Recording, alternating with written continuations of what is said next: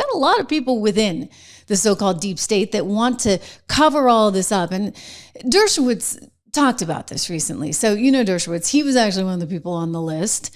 He was one of the people that they kept talking about, and he's pretty angry about it. He's like, look, I didn't do anything. I'm really angry. I want to clear my name. And in order to clear his name, he actually wants to bring up more of this information. He knows that there's a so-called list out there. He explained it on News Nation just last night. I want to show you a clip of this. Is the government hiding a client list or anything that the Trump administration could release tonight? No, there is no client list. There never has been a client list. A client list suggests that Jeffrey Epstein made a list of people to whom he trafficked women. What there is a redacted FBI affidavit from accusers. There are several of them from accusers that accuse that accuse various people of having improper sex. And that has been redacted. The names of the people accused have been blacked out. Now, of course, because I was the lawyer and I did all the investigations, I know who all these people are. I could figure out, based on everything that I saw, who Mr. X is, Mr. Y is, and Mr. Z. I can tell you right now, none of them are public figures who are currently in office. Some of them were previously in office. Some of them are dead. But there is no client list. And the redactions could be undone if you go to court. So many of the things that are being suppressed by two judges in Manhattan. And they're doing it largely to protect the alleged accusers who are, in the view of the judges, victims, even though we don't know what their actual status is. But the judges have issued orders, which is why I can't disclose things I'd love to disclose, saying that you can't disclose this information. But Pam Bondi and the Justice Department and Donald Trump are not responsible for that. I don't know of any information that they could disclose that they haven't disclosed. Now, maybe there is some, but I'm simply not aware of it. And so I think it's important to place the blame where the blame deserves to be placed. The vast majority of people who are in the files, and I know them all, I've seen all the names, the vast majority of them have already been disclosed. They're in articles all over the world. They're in books that have been written. So if we got everything, you would be shocked how few names are there that haven't already been disclosed. The media hasn't, by the way, done a good enough job in finding the people who have been disclosed in the public record. So that's that list. I mean, I think there are quite a few, right, that we sort of already know about. One was a former president who actually I think Dershowitz represented, okay? Just saying. Did you hear him say something really, really interesting, though? He said no one is a current holder of political office. Wow, okay. So, he could have just come out and said it. Donald Trump's not on the list. That's what he was trying to tell you. Alan Dershowitz making it very clear. Donald Trump is not on the list. But Donald Trump is also saying, look, we don't know the authenticity of this because maybe it's a little crazy. Like, just because you're on the quote unquote list, like maybe you went to Jeffrey Epstein's house. Does that mean bad stuff happened there? How do we then prove that one out? Maybe there are some documents or files or videotapes somewhere. I mean, Pam did say she was getting like tens of thousands of hours of videotape, right? So there would be some homework to do. They should probably do the homework. And yet we're hearing, over and over again, they're really not interested, I guess, at this point in time for whatever reason. And this is what is so peculiar. And this is why I get back to, gosh, was this really and truly us? Like with cooperation of Israelis? I mean, if it was a Mossad operation, I'm just saying, like, we're not like allowing that to go on without knowing it's going on. You think we're going to allow them to be gathering intel on our soil about our people? No, of course not. So we'd have to have known that. And maybe that's what nobody wants to admit, because if that comes out, I mean, we really look pretty darn bad, do we not? Anyway, Pam Bondi, let me see if I can get this for you, just moments ago today, saying this about all of it. Madam Attorney General, on this matter of fentanyl, which is a priority clearly for the DEA, Department of Justice, are you confident you're going to still be here to execute this because there's so many people calling for change? I know it's hard to hear, so. I'm going to be here for as long as the president wants me here, and I believe he's made that crystal clear. It's 4 years, well, 3.5 now, right? We've got 6 months in. And it feels like 6 years. But I was with Director Patel this morning, and we are working on fighting violent crime. We are working on all these issues that we deeply care about to make America safe again and get these drugs off our streets. You know, we've been working on this since my really last 2 years. Fentanyl was coming on the market when I was state attorney general. And now with these cartels, it's coming back. It's coming in more than so ever. She's making it very clear. She's not going anywhere, okay? She's there to stay, and Donald Trump making it clear that he's supportive of her, that he wants her to stay. He came out over the weekend. He's like, what's going on? Why all the chaos? Why are you guys all fighting? What's the infighting? Come on, people. Like, we've got a mission to do.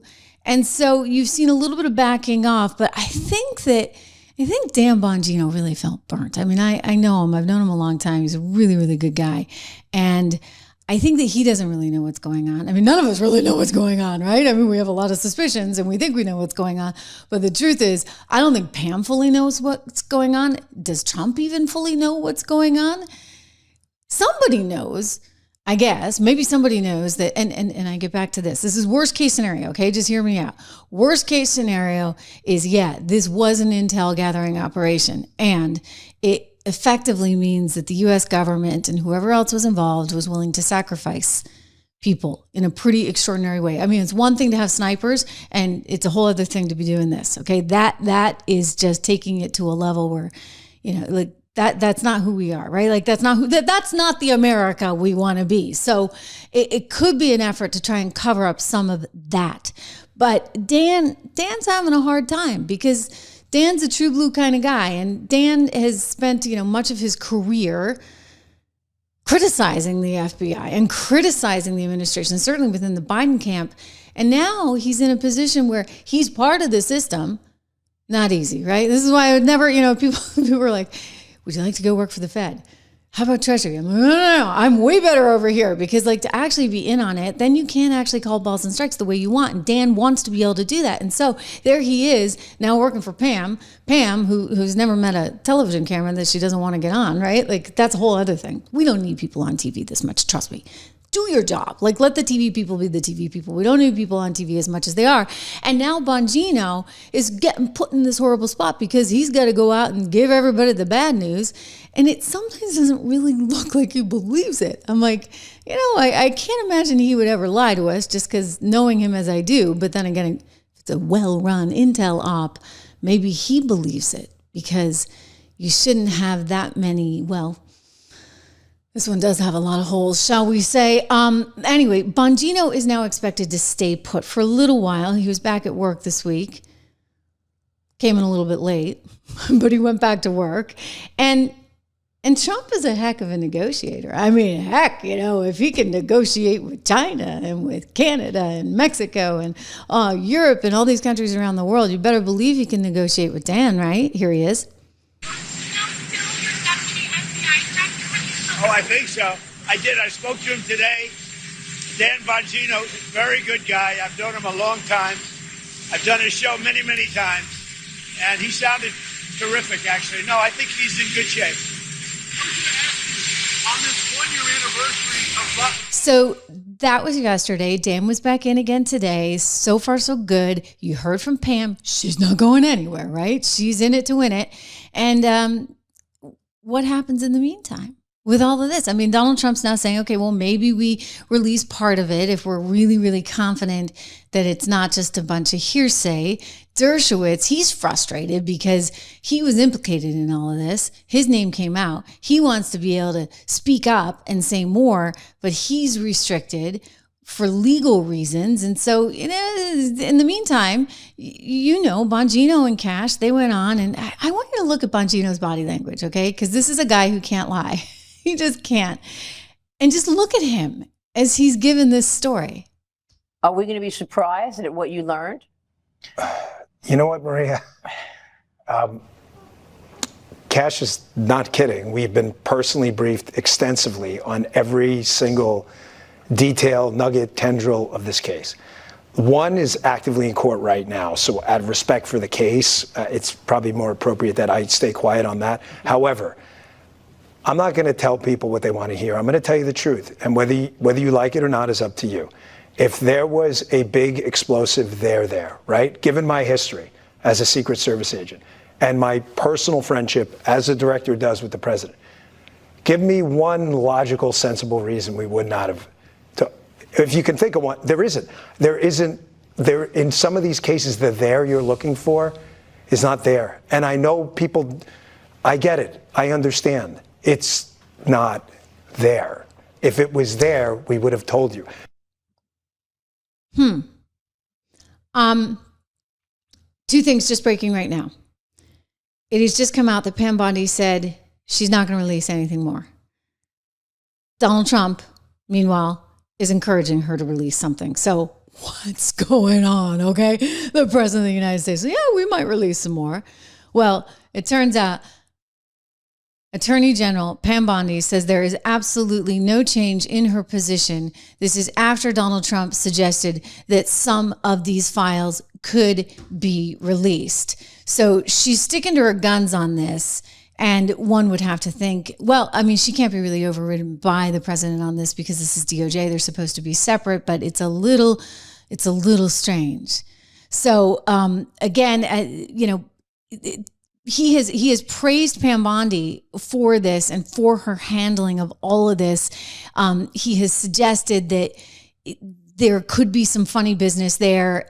You saw him the other day. This is what he sent out on Truth Social saying, I don't understand why everybody's fighting over this. He was really annoyed. What is going on, guys? You know, we're one team. We got to stick together. And then in the meantime, you've got the ex, Maxwell, who just learned her fate, which is that, no, she's not going to get an appeal of her case, at least not as easily as she thought.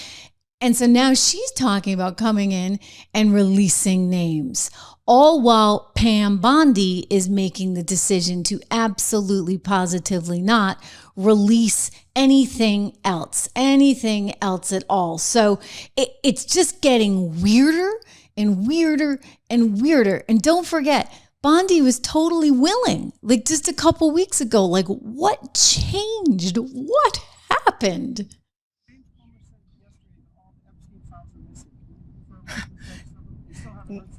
No, the FBI, they're reviewing, there are tens of thousands of videos of Epstein with children or child, and there are hundreds of victims, and no one victim will ever get released. It's just the volume, and that's what they're going through right now. The FBI is diligently going through that. I haven't seen that statement, but I'll call him later and find out. Okay. They all did. And the FBI handed over a couple hundred pages of documents. But, you know, Sean, I gave them a deadline of Friday at 8 a.m. to get us everything. And a source had told me where the documents were being kept. Southern District of New York, shock. So we got them all by, hopefully all of them, Friday at 8 a.m., thousands of pages of documents. I have the FBI going through them. Okay. They're all going through them. And then, of course, I guess, she had the FBI going through them. Did the FBI tell her something that she wasn't comfortable with? Because, I do recall this one. They're on my desk. The list is on my desk. DOJ may be releasing the list of Jeffrey Epstein's clients. Will that really happen? It's sitting on my desk right now to review. That's been a directive by President Trump. I'm reviewing that. I'm reviewing JFK files, MLK files. That's all in the process of being reviewed because that was done at the directive of the president from all of these agencies. So have you seen anything that you said, oh my gosh? Not yet. Go ahead. Sure. First, to back up on that, in February, I did an interview on Fox, and it's been getting a lot of attention because I said, I was asked a question about the client list, and my response was, it's sitting on my desk to be reviewed, meaning the file along with the JFK, MLK files as well. That's what I meant by that. To him being an agent, I have no knowledge about that. We can get back to you on that.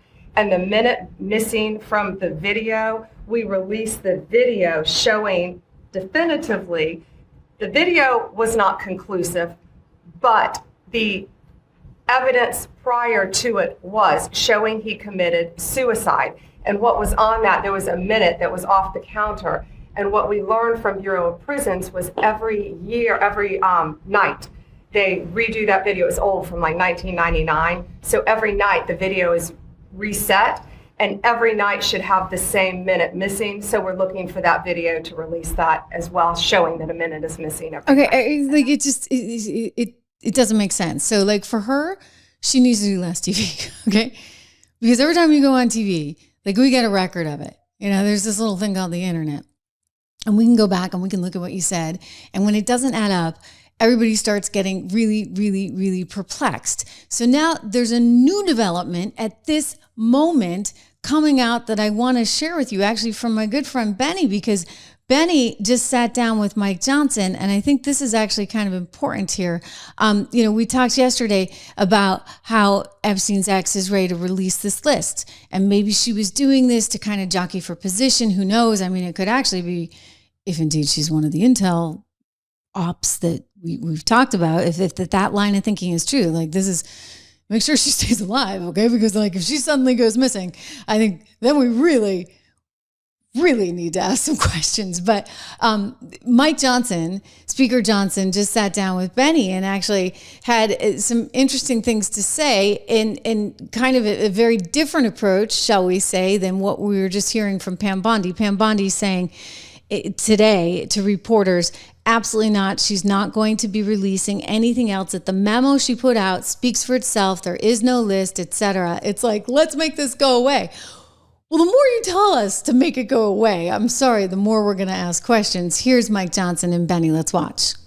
Speaker Johnson, this is sort of on the heels of something else that a lot of people are asking questions about. And because we've been lied to by our federal government for so long, I feel like there's some type of like there's a pain point, right? And a pressure cooker that gets heated up on issues like the Epstein issue, right? And obviously that's something that's taken over a lot of the online dialogue.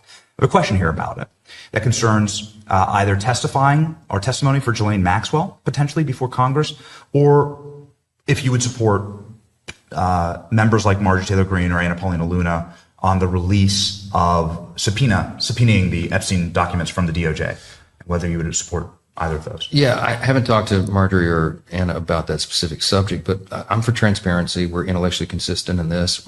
Look, Reagan used to tell us we should trust the American people. I believe in that principle. I know President Trump does as well, and I trust him. I mean, he put together a team of his choosing, and they're doing a great job.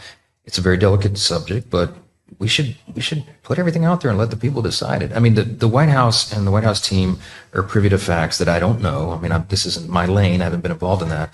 But I agree with the sentiment that we need to put it out there. And Pam Bondi, I don't know, when she originally made the statement, I think she was talking about documents, as I understood it, they were on her desk. I don't know that she was specific about a list or whatever, but she needs to come forward and explain that to everybody. I like Pam. I mean, I think she's done a good job. We need the DOJ focusing on the major priorities. So let's get this thing resolved so that they can deal with violent crime and public safety and election integrity and going after Act Blue and the things that the president is most concerned about, as we are.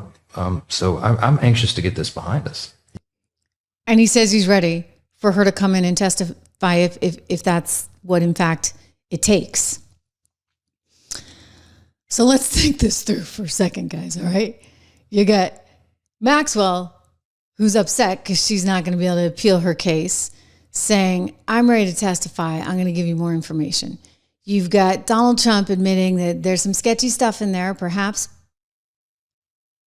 as sometimes these things are. I mean, to me, that sort of speaks volumes about this being an intel op. Just the fact that he's like, okay, there's some sketchy stuff. So he's like, okay, maybe we can release some of it. And then Pam Bondi's like, no. You got Bongino, who's like, I'm out of here, right? And, you're negotiating with Bongino to keep him in the seat. In the meantime, you've got a MAGA movement that's kind of fragile right now. And this was my concern. This was my immediate concern. I got kind of frustrated when I was watching all this stuff over the weekend. Remember, guys? And you're like, oh, Trish, you don't get it. Some of you said that, not all of you. But I'm like, no, here's what I get. Like, this whole thing is going to go really south, really fast. And that's going to be really, really bad for all the good stuff that we want to get done and that is getting done. And that's what you also have to keep in mind. As much as we want justice, don't get me wrong, and we do. And, you know, Maxwell deserves it. And anybody who engaged in this behavior, this disgusting behavior, they deserve it. But there's just so darn many questions. I mean, remember when Dan said there was going to be this great tape? Again, stop going on TV, everyone. Those two cases obviously are of significant public interest. I'm just telling you what we see in the file. I just want to be crystal clear on this. I am not asking anyone to believe me. I'm telling you what's there and what isn't. Right. There is nothing in the file at this point on the Epstein case, and there's going to be a disclosure on this coming shortly. We are working through there is video. That is something the public does not. There's video of him killing himself. No, not the actual act, but the entire MCC Bay, there was only one camera. There's video that when you look at the video, and we will release, that's what's taken a while on this, we are working on cleaning it up to make sure you have an enhanced, and we're going to give the original so you don't think there were any shenanigans. You're going to see there's no one there but him. Right. There's just nobody there. So I say to people, except when they released the video, there was the missing minute, for goodness sakes. I mean, it's like, who's on first, right? Like, they just can't get out of their own way for some reason. And I don't blame Dan with this. Somebody released this, and they really should have been a little bit more cautious about what was being released, because there's an entire missing minute. And, you know, the tech people are all over this saying, well, you know, it was edited. Like, they believe it may have been, maybe it wasn't, but there's certainly ambiguities. So what did they do with this tape? Again, more questions. And this is not going well. So now you've got the schism, right, in MAGA. And that's what's really frightening in terms of where the movement goes. I would tell everybody, I actually agree with my former colleague, Megyn Kelly. I don't like that it became such a big thing over the weekend. And I think that, again, it's scary for the movement, but she was not wrong, right? When she was like, Pam, for goodness sakes, get off the boob tube, okay? I blame Pam Bondi. I'll tell you why, okay? I have nothing, yes, incompetence, yes.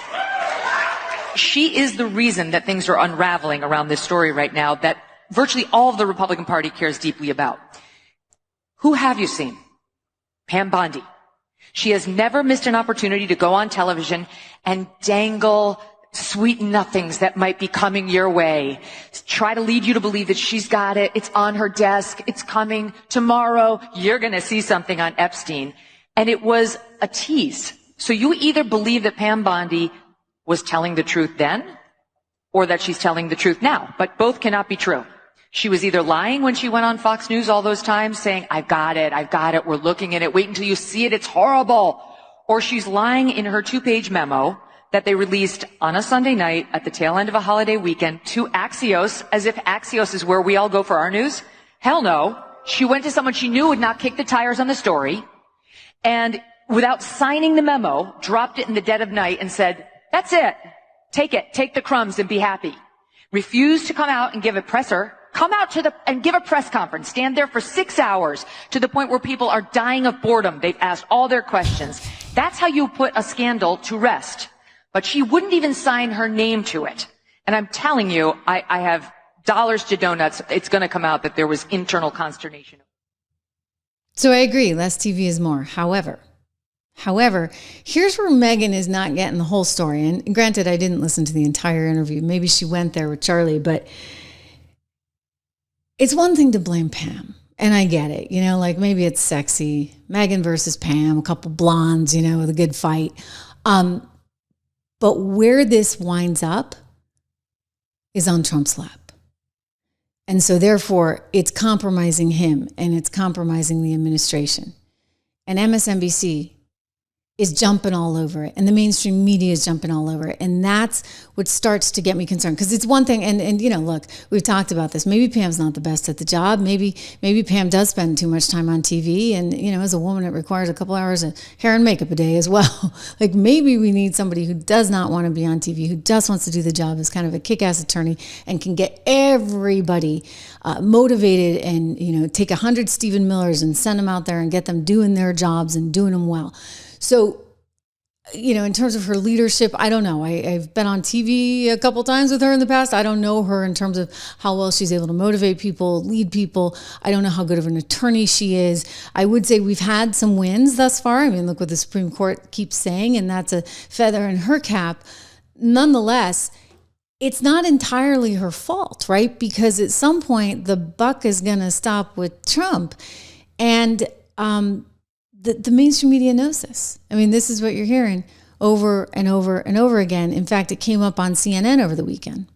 This isn't something that's going to clean up quickly. Yeah. I haven't really been following what his base thinks and wants. Sometimes even to the point that I wouldn't say he's afraid of them, but he wouldn't do something that, like, for instance, would make him a historic president with like a immigration agreement or something, because the base would be mad at him for it. But he keeps going against his base here. Why? I remember that press conference well, and I remember being in upper press in the West Wing and being a bit stunned by that statement because, to your point, the MAGA base has felt so strongly about Jeffrey Epstein since his crimes came to light. And this has been sort of a rallying cry on the right. There's been some of it, by the way, well documented, his crimes, others that kind of turn over into the conspiracy space, thinking that prominent left-wingers are going to get wrapped up in this sort of network that he was associated with. But this is the first time I can really remember that Trump is sidestepping his base and not doing what they're very vocally asking him to do. And so as there's these calls now by some on the right for Pam Bondi to step aside or to resign and be fired, the thing I would say is if Donald Trump wants all of the information the government has on Jeffrey Epstein to be released, he can make that available. He can direct the Attorney General to release it. He can move to whether it may be law enforcement sensitive to declassify that and make it public. Okay. And there you have it, right? So as much as we want to blame Pam, it's not just Pam. Like, someone's making a decision not to release this. I keep getting back to, it's entirely possible that our intelligence agencies were involved and did some really heinous stuff. And like, I don't know, like, you can't put the genie back in the bottle kind of thing. Like, if we find that one out, and I know a lot of people hate the deep state and they're going to say, we knew it all along.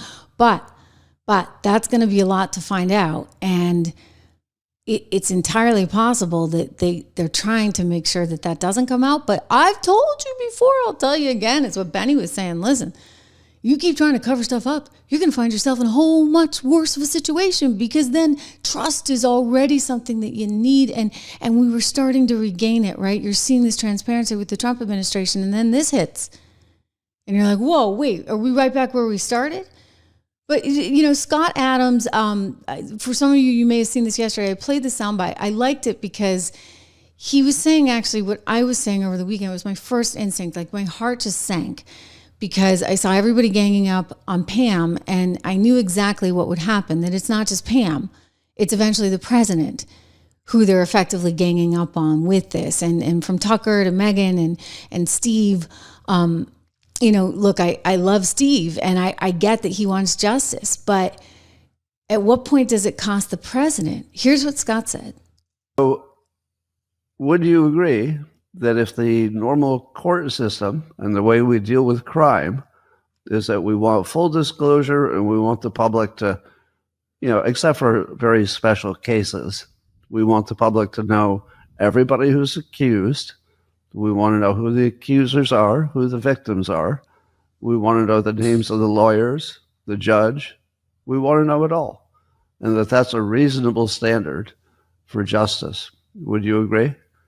That if Epstein is a criminal situation, and the way we handle criminal situations is we want maximum disclosure.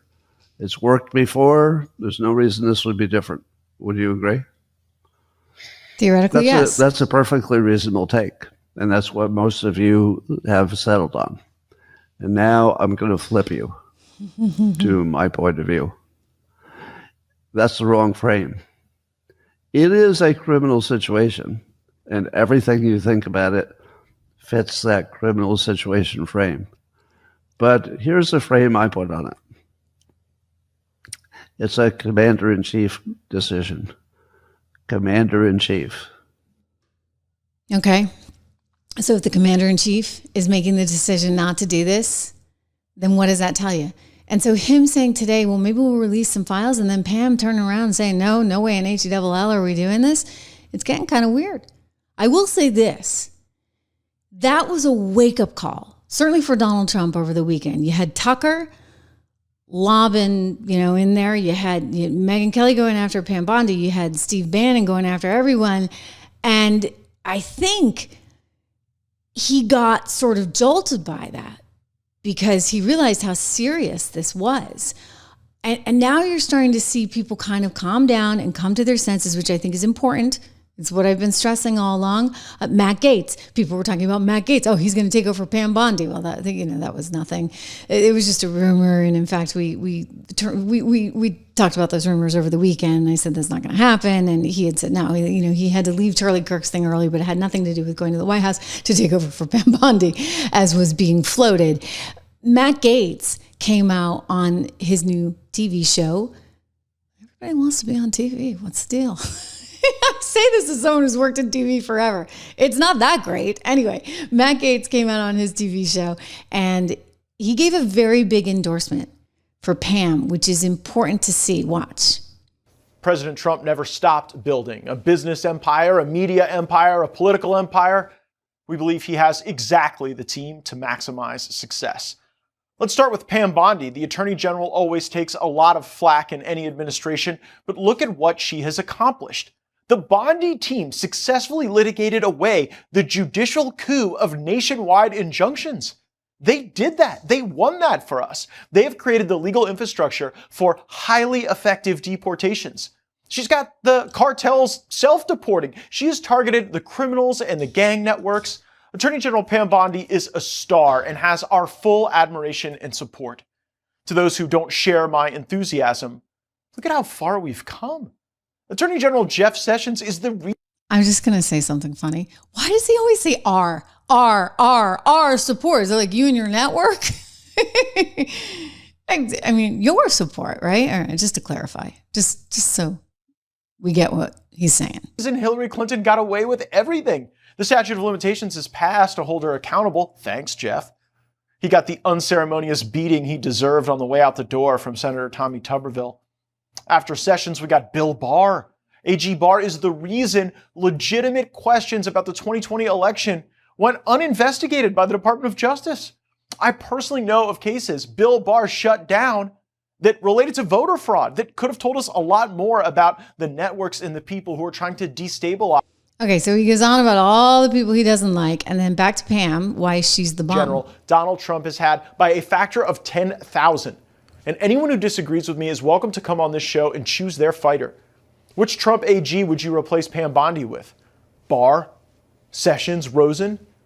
She's the best, and we appreciate her service. So MAGA's coming back to earth, okay? So Matt Gaetz coming out with a big endorsement. And this is not going unnoticed by MSNBC and the New York Times and others. They're all kind of finding it funny. I mean, I'm glad. Again, it's important for the movement that we kind of keep our eye on a target, while simultaneously maybe like slightly pressuring, right, the administration to give more. But here's MSNBC reacting to all of it. Contributor, your colleague, Jeremy, and I have to note you were laughing at some of those sound pieces from conservatives. Your colleague, Sean McCreesh, called this a Mobius strip of paranoia and distrust within the base.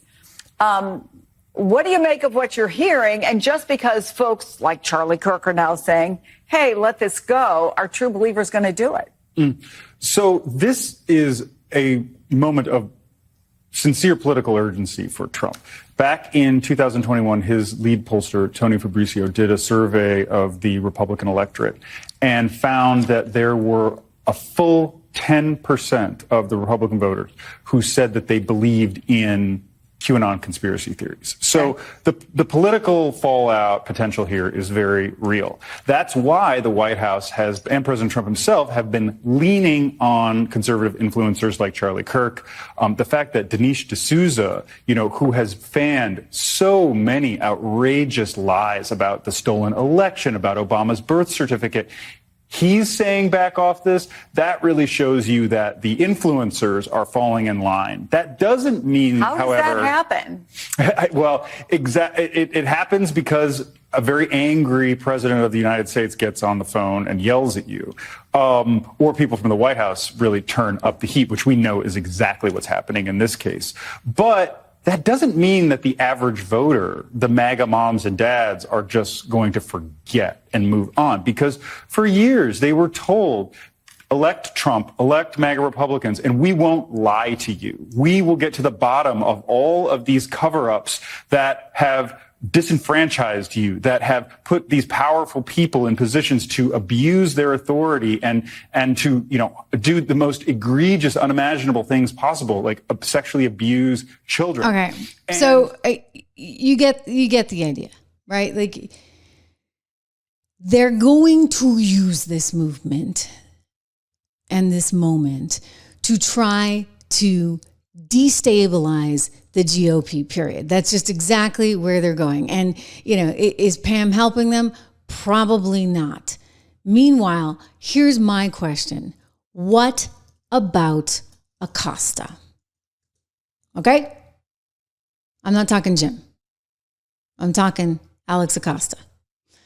What about the guy who was the attorney general back in, 2008, when Jeffrey Epstein got off so easily? According to some reports, including in the Daily Mail, Acosta allegedly let him off easy because he got a call from intelligence saying, be careful, he's one of us, he's an asset, etc. And that is the reason why he didn't punish him the way he should have been punished. Wow. So why is no one talking to Alex Acosta, right? That's what I would like to know. And I'm not the only one who wants to know that. Somebody else brought this up recently. I think it was on War Room, actually.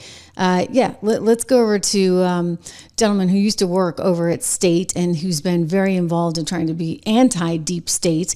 Listen to him explaining, like, the guy who may hold the key here to everything is who we need to be talking to, the former labor secretary under the first Trump administration. The very last piece we have on this was a formal investigation done by the Justice Department Office of Professional Responsibility, which was supposed to put this to bed. It's a 348-page report. The only disclosure that they have asking Alex Acosta about the intelligence question was a random footnote, one footnote. It's footnote 244 on page 169. And they asked him if he had knowledge that Acosta was, quote, an intelligence asset. And this is all summary description, by the way. They don't give the transcript.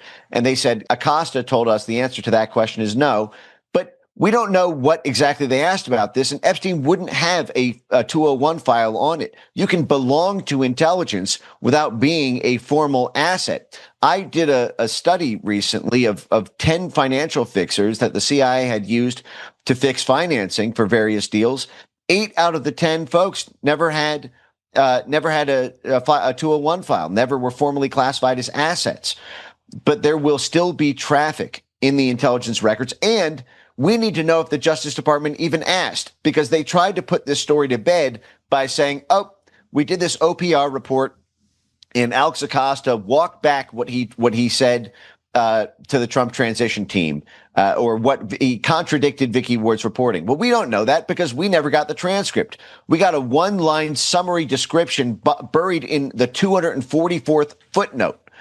Now, that OPR investigation is totally sweeping. All of the audio files, all of the transcripts, all of the interviews can be made public. Now, OPR reported directly to Bill Barr. Bill Barr was the CIA's mop-up man for Iran-Contra. He started his career in the CIA. The Washington Post called him the CIA's fall guy because he blocked disclosures of CIA files it's very possible that the intelligence angle could have been buried by Bill Barr himself. So in that OPR investigation, get all of Bill Barr's email traffic, because they deleted Alex Acosta's emails on this. What that report showed was an 11-month data gap, mysterious technological glitch that dog ate all of the Justice Department DOJ.gov emails of Alex Acosta starting May 2007, the very month that the FBI wanted to arrest Jeffrey Epstein, and then Alex Acosta stepped in to stop it. We need the full details of that November 2020 report. Pam Bondi, you can walk down the hallway tonight and get those files and make them public. Yeah, but she doesn't want to, right? There's a reason why nobody wants to. Again, Alex Acosta, he was the one that gave the easy peasy sentencing where, Jeffrey Epstein didn't even have to go to he's like playing cards with his friends as prison.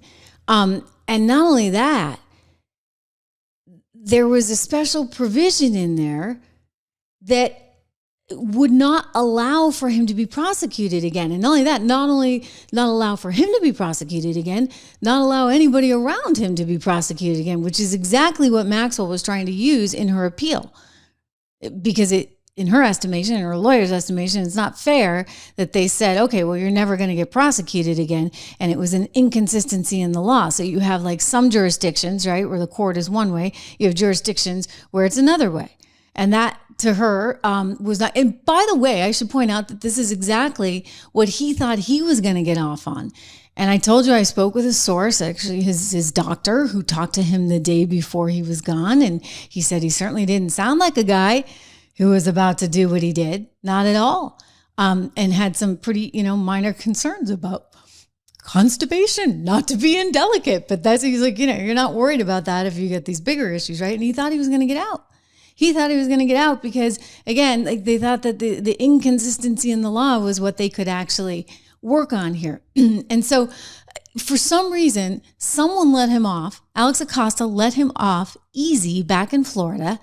And we need to understand why. Okay? That's a big why. I mean, if we can get there, right? I'm very concerned.